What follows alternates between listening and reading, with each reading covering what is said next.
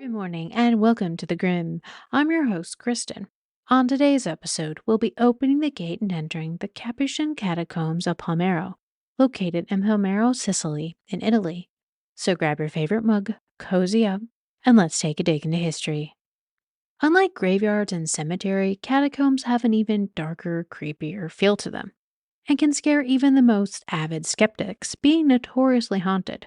Maybe it's being underground in a labyrinth of passages surrounded by the dead with no direct escape that frankly scares people.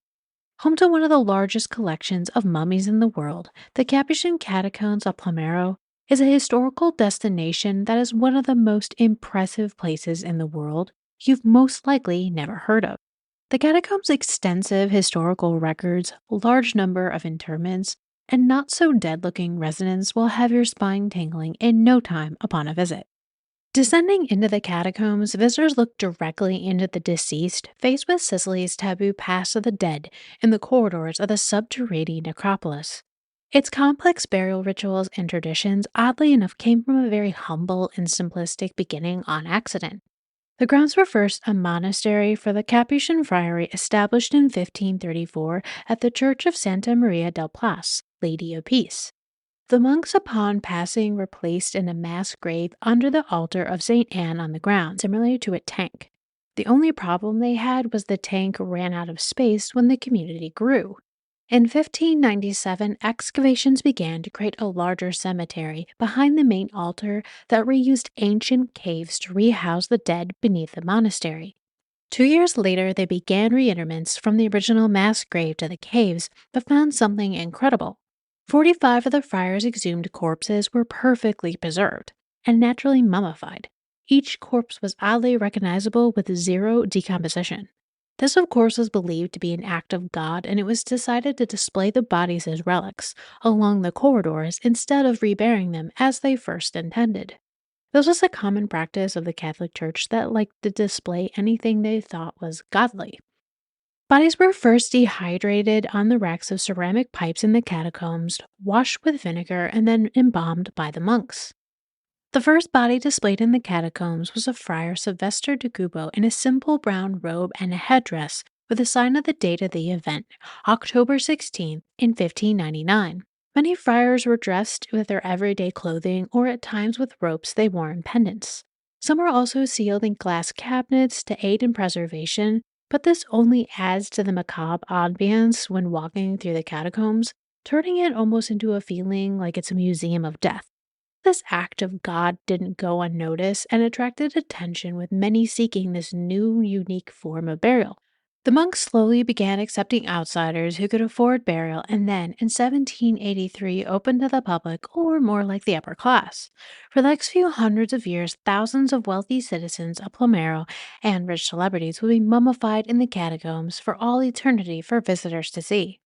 In an odd turn, mummification became a status symbol, preserving status and dignity in a city where death became a macabre museum. Mummification became so popular with citizens that Palermo has more mummies than any other city in the world, including Egypt, with the caves holding 8,000 corpses and 1,252 mummies that line the walls in all of their macabre splendor. Other burial grounds nearby also started offering mummification as well, so Capuchin wasn't the only one. The catacombs housing the dead are divided into halls by categories, which decide interment within. These were divided by men, women, virgins, children, priests, monks, and professionals. Some bodies are obviously better preserved than others, and even some are set in poses per requested by the family, as coffins were accessible to them. One of the oddest poses within can be seen of two children sitting together that are mummified in a rocking chair. Families were also known to change clothing from time to time based on the wishes of those who passed and maintain the body in presentable conditions. Some residents still even have their eyelashes intact, while others are skeletons dressed in clothes. All this was determined by payment to the monastery through donations from the relatives of the deceased. If payment was halted, then the bodies were removed to a less prominent shelving unless payment restarted again. The last friary interred on the grounds was in 1874 for Brother Ricardo, and then the catacombs were officially closed in 1880. Yet in 1920, a grieving father begged an embalmer by the name of Alfredo Salafia to preserve his daughter named Rosalia Lombardo, who had died from pneumonia as a result from the Spanish flu. Salafia used his own process in embalming Rosalia perfectly. She was then placed in a glass covered coffin on a wood pedestal that is now kept in a small chapel at the end of the Catacomb Street. She's so well preserved that a recent x ray of her body showed that all of her organs are remarkably still intact to this day. In 2009, National Geographic featured photos of Rosalia Lombardo, highlighting she is indeed slowly starting to show signs of decomposition. Her skin is starting to turn an odd yellow color with a waxy texture. Rosalia is known as Italy's Sleeping Beauty and the second to last interment in the catacombs. The honor for the last burial was for Giovanni Leccara di Bacina, the Count of Aneslo, in 1939. Giovanni was a wealthy Italian politician that served as a senator to the Kingdom of Italy until his death. Sadly, he didn't do much else recorded in history books. Regardless of one's constitution and ideals of death, the catacombs aren't for the faint-hearted. Visitors believing they can handle the macabre and grim find themselves squeamish and running for the door as quickly as they entered. The corpses hanging by metal wires off the walls in the halls, appearing to cry out for help, is written straight out of a horror movie. Even from a mind like Mario Brava, nothing compares to knowing that these half skeleton, half human preserved mummies were once indeed living, breathing human beings at one point. Going down the hall of professionals looks more like a Victorian hospital's doctor went mad, and it's filled with skeletons dressed in bygone era garments that might come to life at any minute. The room where they drain the bodies can be seen and where the fluids wet into a hole in the center of the room. The room opens visitors to the full realization of what it takes for mummification and to embalm a human body. Visitors might think the rather large space is overfilled with the dead, but actually many are missing. Throughout the years, the catacombs experienced floods, a fire, and many bodies were destroyed by bombings that took place during World War II. So, although many still are seen when visiting, the number is drastically less than originally before. But why? That's really the question you ask yourself standing in this museum surrounded by death. Death in Sicily for some years was an extremely taboo subject, but at one time it was very much part of everyday life. Like many Christians and Catholics, Sicilians on November 2nd find themselves celebrated those who've gone before them. Known as All Souls Day, this religious observance is extremely similar to Dia de los Muertos in Mexico, but Sicilians have their own unique way of celebrating. Souls of the ancestors are believed to revisit loved ones in their old homes, needing replenishment after their journey from the underworld. Families will set an extra place at the table for those who've passed, attend a mass held for the remembrance of the dead, and then with candles, chrysanthemums, make the journey to the local graveyard in the evening to pay their respects to their loved ones and decorate their graves. Many times the day is often began by eating a muffaletta, a round bread loaf served hot and drizzled with olive oil, salt, pepper, oregano, anchovies, and a slice of Primasale cheese, a food associated with All Souls Day in Sicily. Children will receive gifts left to them by the ghosts from the past in the house, usually small candies. It's important to note Halloween isn't celebrated traditionally in Sicily. Chrysanthemums, or more commonly known as mums, are associated with All Souls Day, symbolize peace, beauty, sympathy, innocence, purity, honesty, and loyalty. The flower is considered a gift given to the dead and for mourning.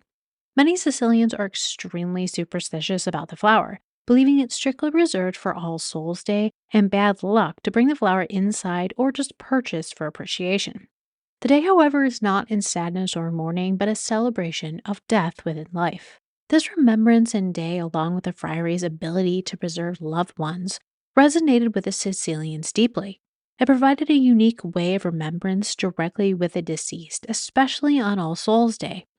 Where many find it macabre, historians and scientists have found a plethora of ancient Sicilian history preserved in time being mummified. Researchers are now taking mummies and performing X ray and CT scans, revealing precious insights into history unknown before. Known as the Sicilian Mummy Project, it started in 2007, is led by anthropologist Dario Problemo Mescali of the Department of Cultural Heritage and Sicilian Identity in Palermo. Mummies are scanned to document their age, gender, and any other information they can obtain from them very carefully. How they lived, ate, and social interactions can all be researched using radiographic techniques, but more importantly, how they died. For the first time, scientists now know if cancer existed in the past, what herbs were taken, and the health of their bodies upon passing. The project also researches into the methods and process of the mummification performed by the Friary.